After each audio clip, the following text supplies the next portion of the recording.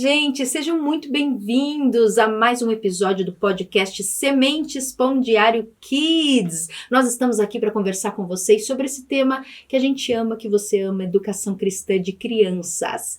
E você já viu o nosso novo quadro, Bate-Papo com o Entrevistado do Mês? Não viu? Se você já viu, você já sabe qual é o nosso tema, até porque você já deve ter olhado aqui no nosso título, né? Mas veja nos nossos vídeos, porque hoje nós vamos conversar com alguém muito especial, a professora Nilceia Ribeiro da Cruz. Nós vamos falar sobre um tema, assim, que tem estado em alta nos debates, inclusive no meio cristão, que é o homeschooling.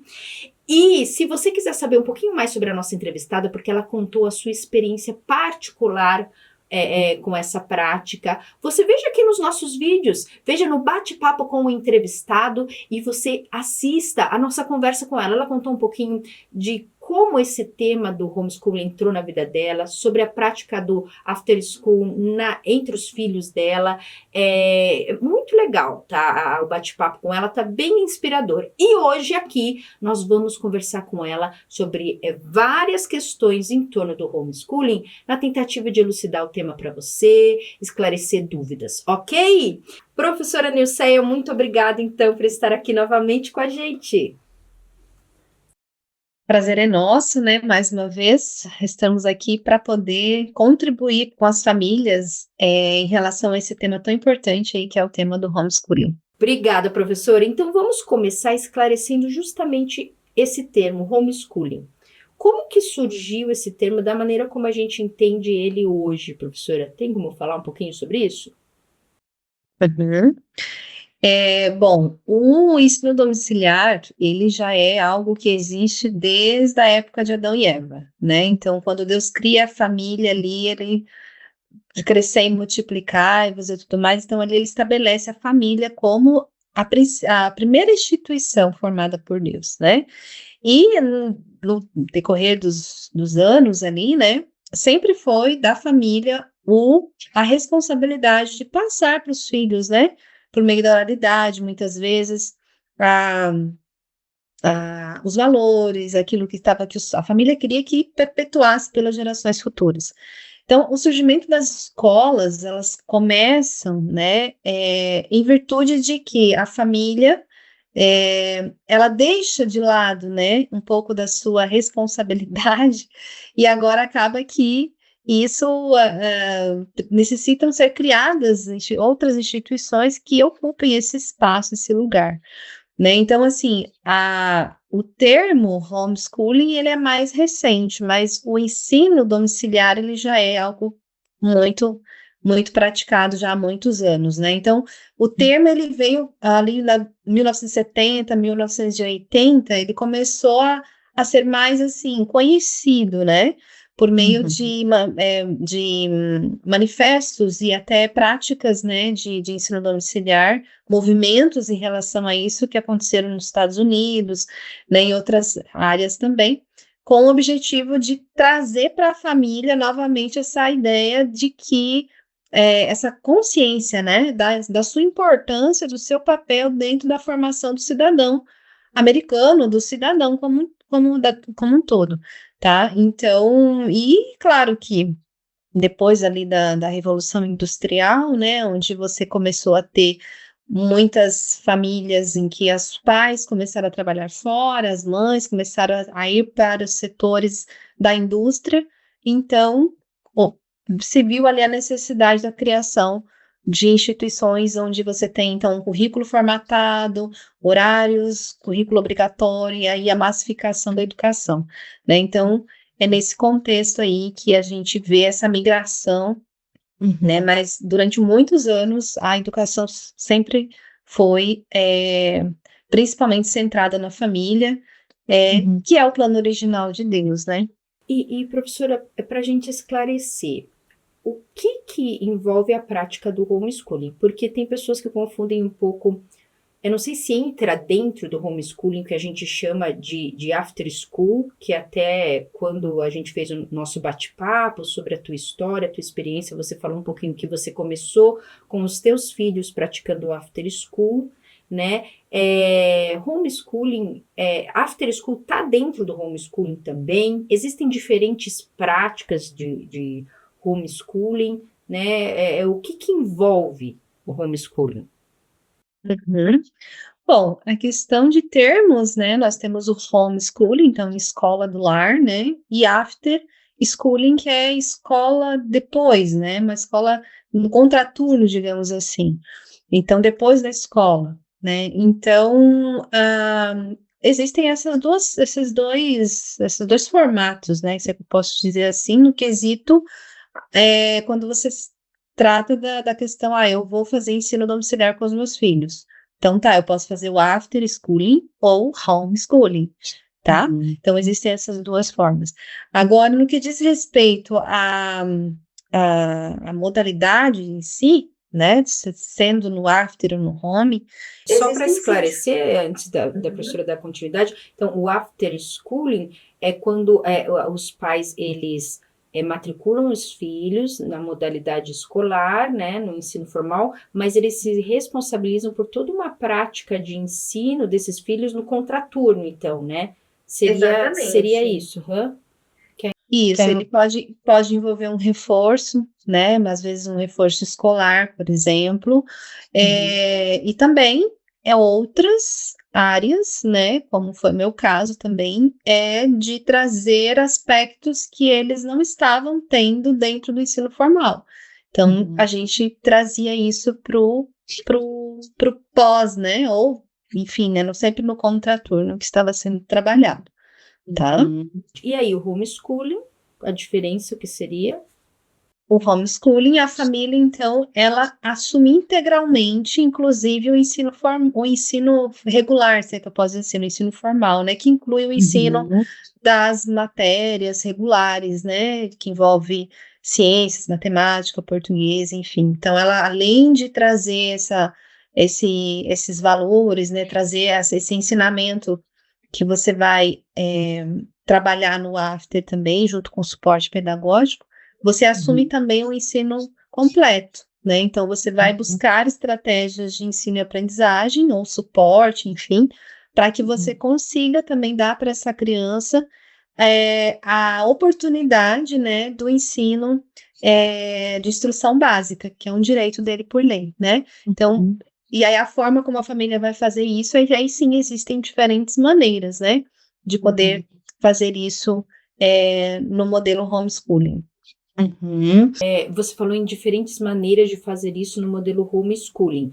Existem algumas principais, assim, alguns formatos principais? Você pode adotar esse ou essa prática. Existe isso, professora?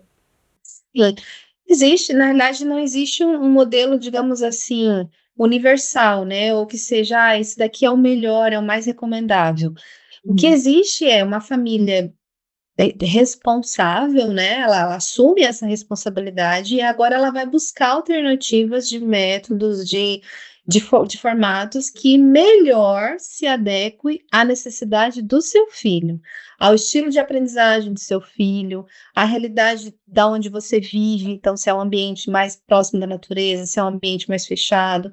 Então, existem diferentes formas de você estar trabalhando esse ensino com a criança, né, no modelo de homeschooling. Então, por exemplo, tem famílias que optam por um estilo mais voltado para a educação clássica, né? Então, ela vai buscar o desenvolvimento da oratória, né, da linguagem e tal, com base nas leituras dos clássicos, né?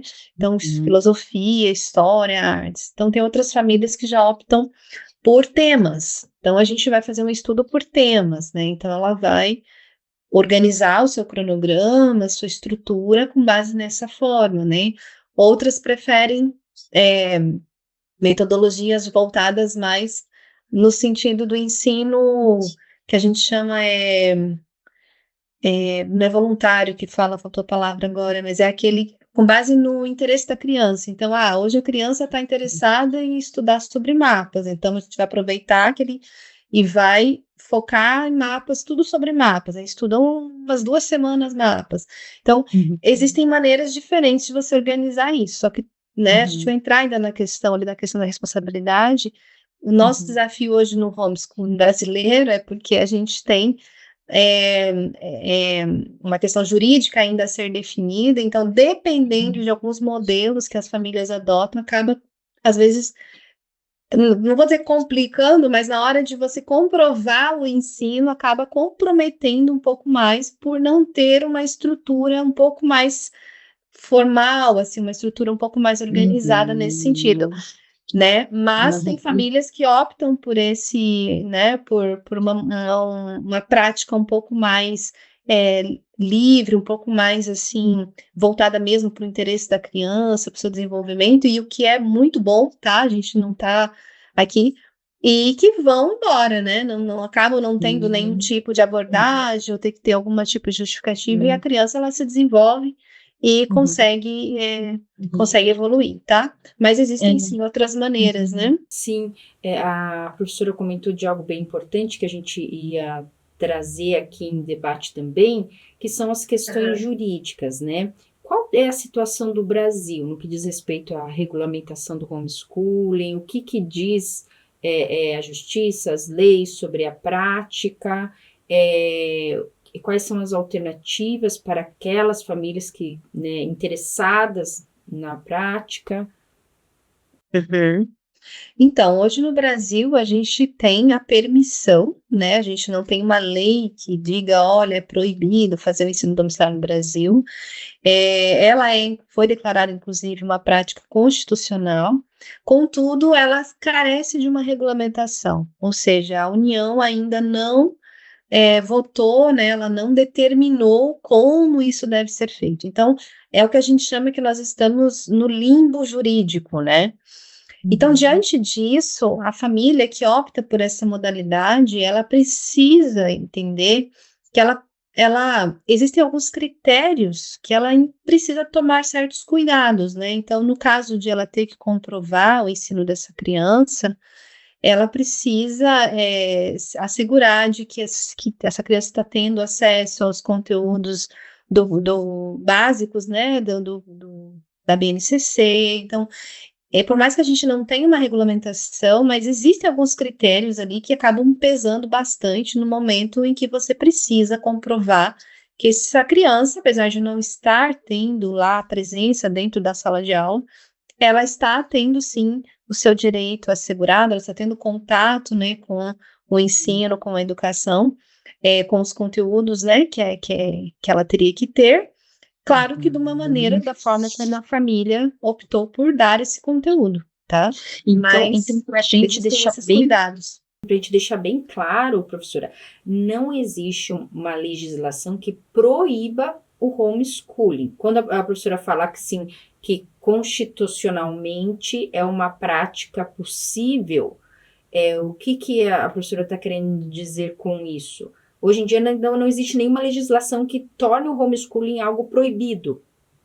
Não tem. Então, na ausência de lei, não existe condenação, né? Então, veja, e na Constituição fala, né, do dever da família, né, do Estado, família e sociedade.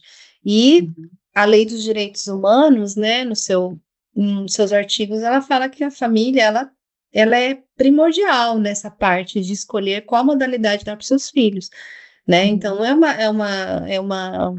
é uma condição supralegal. Então, toda a Constituição dos países precisa estar abaixo, né, da Constituição dos Direitos Humanos, que é uma lei universal.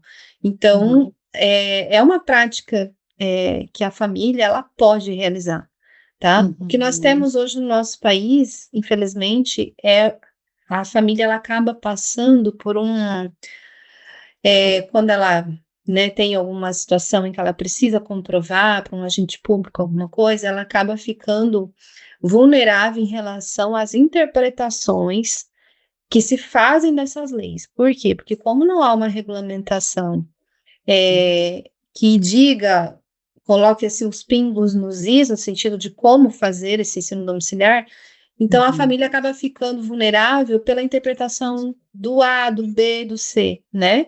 E aí entra questões ideológicas, muitas vezes questões políticas, que nem sempre aquele agente público ele está de fato interessado no bem-estar da criança. Ele está interessado no cargo dele, está interessado no que a decisão dele pode acabar afetando, né? No que isso vai reverberar, porque fulano, né? Porque tal partido é a favor, tal partido é contra. Então você fica no meio de uma situação que nem sempre acaba sendo favorável para a família, né? Mas isso são questões, assim, que podem ocorrer, né? Mas, e a família que opta por essa modalidade, ela tem que ter essa consciência Tem que ter consciência desses riscos, né? Exatamente, né? Porque quando a família, ela faz com responsabilidade e ela tem ali os seus registros em dia, né? Que daí é onde entra mesmo a questão da importância desses registros, e ela consegue comprovar de que essa criança não está em abandono intelectual, porque o que é crime é o abandono intelectual, é você não levar essa criança para a escola e deixar ela o dia inteiro em casa sem fazer nada, isso é abandono intelectual, isso é crime, isso está no Código Penal. Então, pelo que eu entendo, professora, assim, é correto dizer que a falta de regulamentação faz com que não esteja em julgamento a forma como você conduz a educação dos filhos de maneira domiciliar. Mas o resultado, sim, ou seja, o que é crime não é a forma, por não ter regulamentação, mas o que está em julgamento é se no final essa criança vai estar com o conhecimento adquirido ou vai ser identificado que houve um abandono intelectual. O que está em julgamento é isso, né? É o que deveria ser. Né? Então, nem sempre mas é o que se deve ser. Porque o que está em questão aí é o abandono intelectual. Era isso que tem que ser comprovado como não abandono. Né? Então, nós tivemos o caso recente dessa família, né, de Jales. Então, ali a gente percebe que todos, né, ali que optaram por comentar esse caso, ficou muito claro que não havia abandono intelectual das crianças. Então, é por isso que quando eu falo que é o que deve ser, é porque de fato é o que deve ser.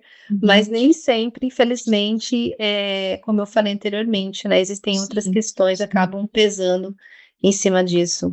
E ali, né, professora, já que você trouxe esse caso, pesou o julgamento deles, me parece, de que o aprendizado adquirido nesse modelo domiciliar estava focado, na visão deles, em um aprendizado que excluía uma cultura mais brasileira, algumas práticas culturais mais brasileiras. O juiz até citou o funk, né, que não foi ensinado para as crianças. Existe essa preocupação, um homeschooling tem que ter também essa preocupação, olha, eu vou dar uma educação clássica, por exemplo, para os meus filhos, mas eu vou trazer também a cultura brasileira, as práticas brasileiras, tem que existir essa preocupação, ou seja, não entrando no campo de julgar a decisão do juiz, porque, né, tem várias questões a analisar aí, mas deve existir essa preocupação também em quem faz homeschooling? Então, depende sobre qual olhar que você vai colocar diante disso. Nós temos uma família ali que está, que é a família educadora, que busca imprimir na mente dos seus filhos os princípios, os valores, né, que a família tem por importante. E nós temos uma sociedade que também quer imprimir nos seus súditos os valores e aquilo que ela acha que é importante, né? Então, e que nem sempre bate uma coisa com a outra.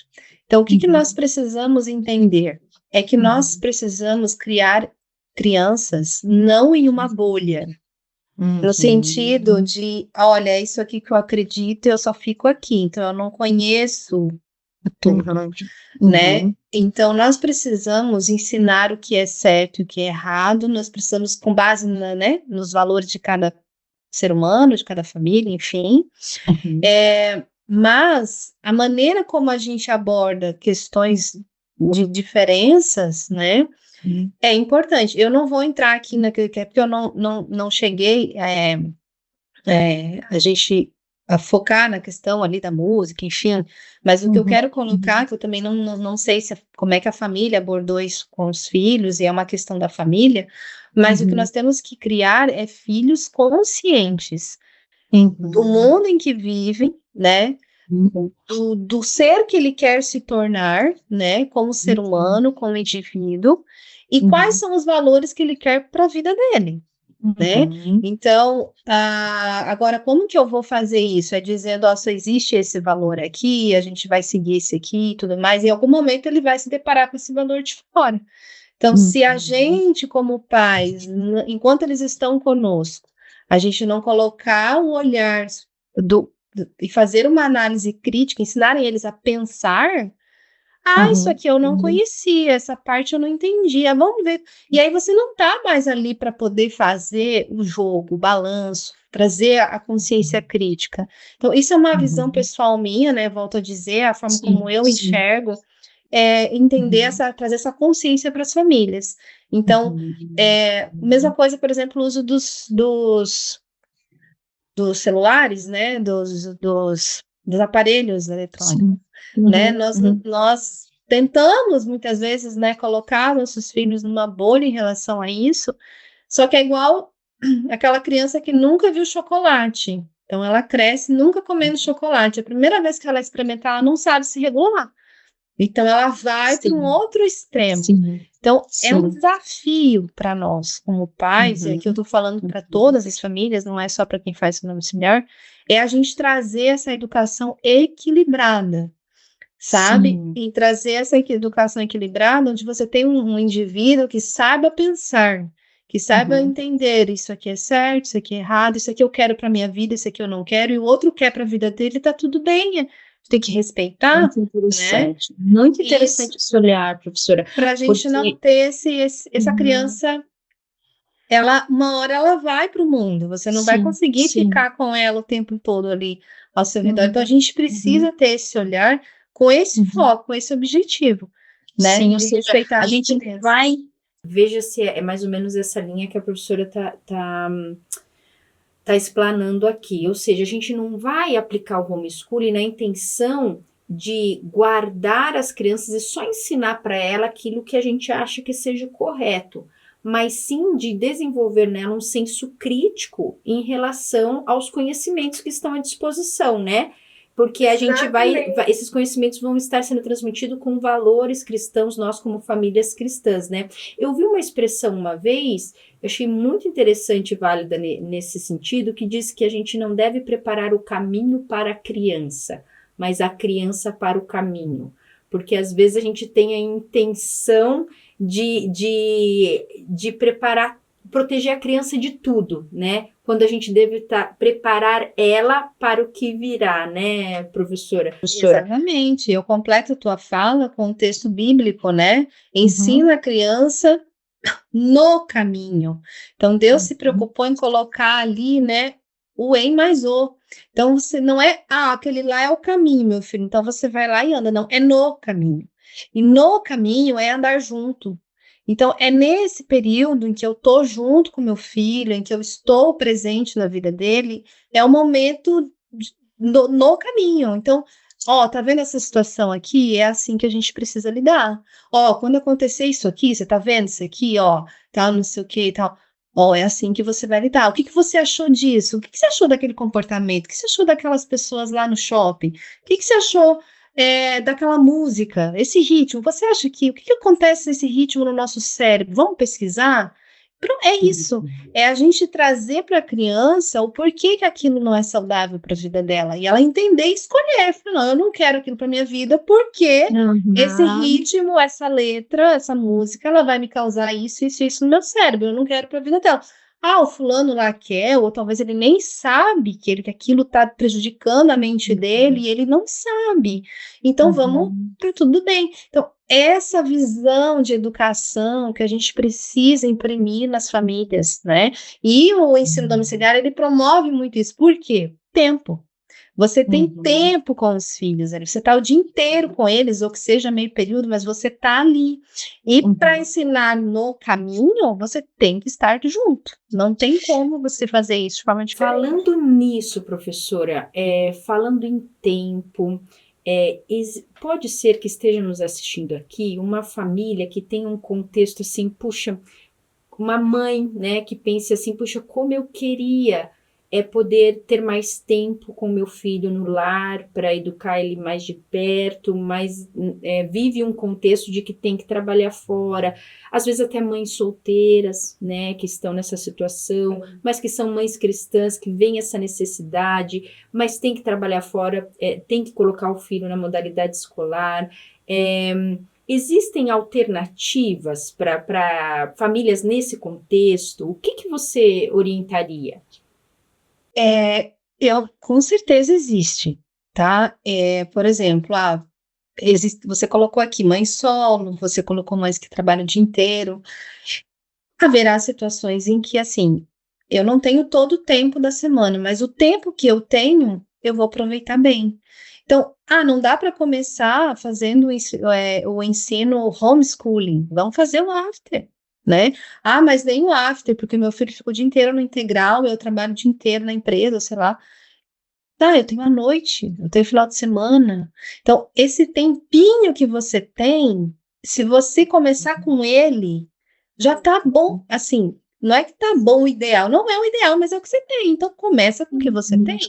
E Né? começar, Então, já que você falou em começar, que eu acho que é uma coisa bem importante também. Talvez tenham família assim, puxa, eu quero investir mais tempo, porque a gente sempre está dizendo aqui, né, pessoal? A gente não está aqui para incentivar você a tirar seu filho da escola e começar o homeschooling, não. Mas para trazer isso que a professora Nilceia tem falado tanto, da família voltar a se responsabilizar também pela educação da criança de alguma maneira, né? A família que está nos assistindo e que pensa, poxa, eu quero começar com o after school, eu quero começar aos finais de semana, ou até aquela família que quer entender mais o homeschooling também para iniciar. Como que você aconselha essas famílias a dar os primeiros passos, professora? Porque aí é aquela coisa, precisa se preparar para isso, né? Como que a professora orienta nesse sentido? Os primeiros passos. Primeira coisa é ter um motivo e um objetivo bem claro do porquê você está fazendo o que você está fazendo. Então, assim, eu vou fazer eu quero, né, ter essa experiência aí de fazer o ensino mais presente com os meus filhos, né, seja integral ou não. Por quê? Quais são os valores? Por que eu estou tomando essa decisão? O que eu percebo na educação dos meus filhos que precisa ser melhorado? Então, você tem que ter os objetivos muito claros, porque você tem que saber para onde é que você vai, para daí você estabelecer um modo como chegar até lá. Né? Então, primeiro ponto é você sentar com o esposo, se for o caso, ali a família, e tá. O que nós queremos para os nossos filhos daqui a 1 ano? Daqui 2 anos, daqui 3 anos? Eles aqui e tal. Então, como é que nós podemos trabalhar isso? Então, aí nós vamos estabelecer estratégias, né? E isso aí, essas estratégias são as mais variadas possíveis, mas a ideia é sempre entender quando você vai começar, né, o ensino domiciliar ou ter essa presença mais intencional, é você colocar os objetivos do que você quer alcançar para cada criança individualmente. Não vale colocar objetivo que cada criança é um ser individual. Então, os objetivos específicos, como família, obviamente, mas também aqueles desenvolvimentos que você quer ter para cada criança. E aí você vai estabelecer maneiras, né? Então, atividades práticas, ensinamento teórico, ensinamento prático, experiências vividas fora do ambiente do lar, então, passeios, coisas que você vai fazer com o objetivo de proporcionar esse ensinamento para a criança por um período de tempo, né? Então, o tempo aliado à sua metodologia vai te levar para esse lugar que você quer. Existe alguma fonte de material que os pais podem consultar? Por exemplo, você falou que devem se seguir os conteúdos que a BNCC indica para cada faixa etária, né? É isso que você mencionou? Na realidade, assim, num contexto em que você vai ter que comprovar o não abandono intelectual, a BNCC ela tem um peso bastante grande, tá? Então, tem famílias que não seguem a BNCC, fazem de outra forma, então, é aquilo que eu falei anteriormente, elas acabam tendo um risco um pouco maior nesse sentido de, né? Então, é muito importante que você alinhe, né, a sua metodologia com a BNCC, né, com a base nacional, porque isso tá na legislação e se caracteriza o ensino formal, então precisa ter esse cuidado ali junto com a questão do conteúdo da BNCC. Então, de qualquer forma, os pais, né, é No importante... contexto de home, né? No contexto de home. É importante que esses pais conheçam o que a BNCC prevê de aprendizado para faixa etária, para cada faixa etária, para ter um norte, vamos dizer assim, né? E como a professora mencionou, em caso de comprovação, para que se comprove que não houve abandono intelectual e até para que realmente essa criança tenha o aprendizado necessário para a sua faixa etária, é interessante essa consulta à BNCC, professora?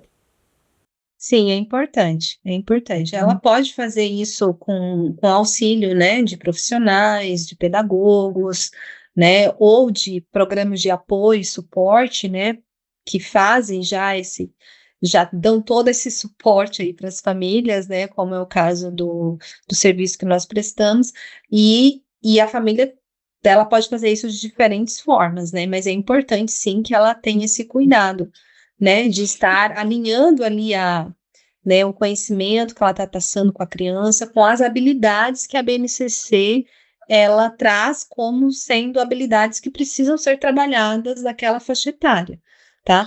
O que não quer dizer também que eu vou tirar, só completando a questão da personalização, porque no homeschooling você tem uma vantagem muito grande, que é você também respeitar o processo de desenvolvimento da criança, né? Então, você tem um pouco mais de flexibilidade nesse sentido, diferente de um contexto em que você tem, né, um número X de crianças e tal, e o desenvolvimento acaba sendo um pouco mais, não respeitando tanto os limites individuais. Mas isso não exime a família da responsabilidade de estar sempre buscando aquelas habilidades dentro daquele contexto de faixa etária. Tá? Maravilha. Professora, o fato de você adotar o homeschooling em determinado momento fez com que você criasse esse instituto educacional, o Advento, que dá suporte a famílias que desejam after school, que desejam até o homeschooling. Vocês atendem vários países, né? Inclusive países que o homeschooling é regulamentado e tudo. Qual é o trabalho que uma instituição educacional de apoio a famílias educadoras ela faz? Geralmente as famílias que optam por o homeschooling, elas buscam uma instituição de apoio que vai oferecer o material escolar, que vai orientar sobre as questões de comprovação. Como que funciona o apoio de uma instituição nesse sentido? Certo. Então, vou falar daquilo que nós trazemos, né, que é a realidade que a gente está inserido, né? Existem várias, né? Hoje no Brasil existem outras instituições que trazem suporte para as famílias, normalmente envolvendo quase que na sua maioria ali a questão de material didático. Então hoje tem várias iniciativas aí privadas de material didático para famílias educadoras, né? Então de geografia, matemática e tudo mais. E existem também outros programas de apoio, né?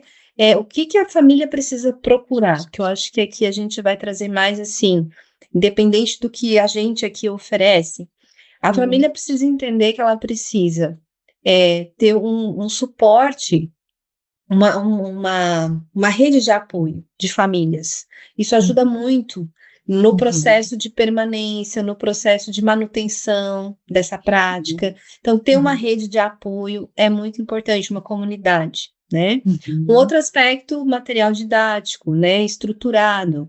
Então, ter esse material bem selecionado, de preferência um material, né, que siga ali as diretrizes da base nacional, então que vai trazer um pouco maior de segurança nesse sentido. E a segurança jurídica, né, também, suporte pedagógico também. Então, são questões que a família, ela nem todas procuram, nem todas tem família que se aventura nesse mar, assim, meio, né, aí quando, às vezes o cerco aperta de alguma forma, acaba não conseguindo manter, e não é porque, o ensino domiciliar não é para mim, é porque às vezes a forma como está sendo feita não está dentro daquilo que se configura um direito assegurado da criança, né? De que ela está tendo seu direito assegurado. Então, nós, como programa de apoio, a gente busca trazer todas essas lacunas, né? Satisfazer todas essas lacunas em um único programa. Então, onde a família ela vai ter toda essa material, assessoria jurídica, comunidade, a questão pedagógica, tudo ali para poder justamente trazer essa maior segurança para a família educadora que quer trazer essa oportunidade para os seus filhos, né? E existe uma outra questão que colocam, que é a questão da socialização. A criança em homeschooling, ela perde nesse sentido. Existem alternativas de que a criança tenha vários vínculos, vários contatos com outras crianças, mesmo na prática do homeschooling, é realmente um fator de alerta que os pais também devem ficar atentos? É uma necessidade do ser humano, né? Nós somos seres sociais. O que a gente precisa desmistificar é a ideia de que só se socializa na escola. Tá? Isso não é verdade. Então, a socialização, ela acontece em N maneiras, e também aí a gente entra numa outra questão que, de fato, é socializar, né? Porque se nós entrarmos no âmbito de que socialização é você saber se relacionar, independente de quem você está se relacionando, isso engloba uma variável imensa de situações em que a criança ou adolescente ele está em processo de socialização.